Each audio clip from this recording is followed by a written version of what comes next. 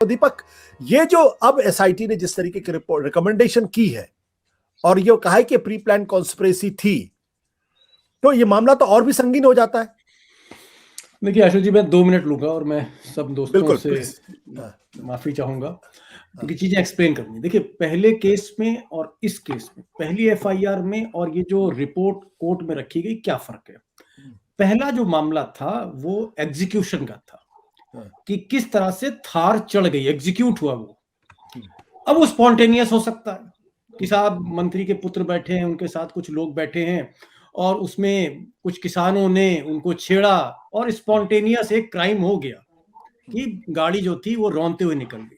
ये तो एग्जीक्यूशन था। अब आशु जी, इसमें आ गया है कॉन्स्पिरेसी, यानी इंस्पेक्टर दिवाकर जो टीम को लीड कर रहे थे, उन्होंने सारे गवाहों से बात करने के बाद, टेक्निकल रिपोर्ट मोटर की लेने के बाद और तमाम दस्तावेज देखने के बाद वो इस नतीजे पे पहुंचे हैं कि भाई एविडेंस है, ओरल एविडेंस भी है, बाकी एविडेंस भी है।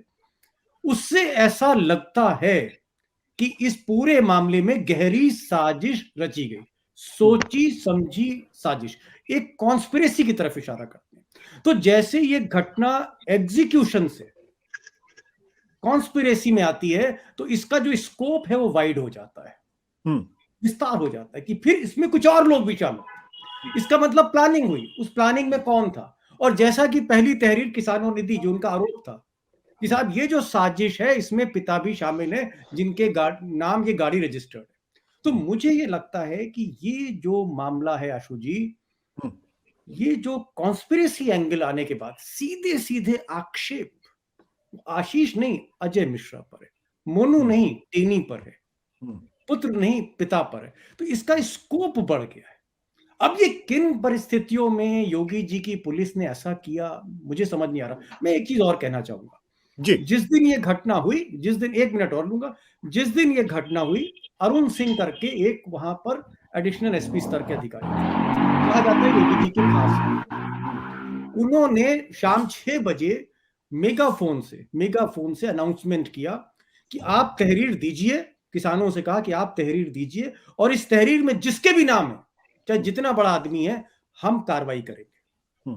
ये योगी जी का मैंने पहला स्टैंड देखा। उसके बाद फिर जब घटना पूरी की पूरी दिल्ली शिफ्ट हो गई तो फिर उसको लीपापोती हुई।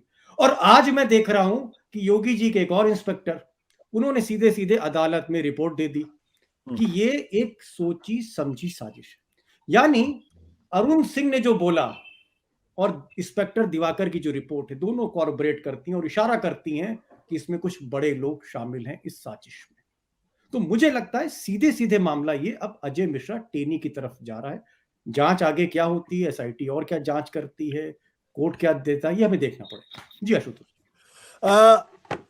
लेकिन इस पूरे मामले में दीपक, मैं एक बार और आपके पास आऊंगा। बिल्कुल, वहां के एसपी जो महोदय, जिनका नाम है एसपी यादव खीरी के, उन्होंने कहीं भी मंत्री महोदय का नाम नहीं लिया। उन्होंने सिर्फ ये कहा कि प्री प्लान्ड कॉन्स्पिरेसी थी कुचलने के लिए।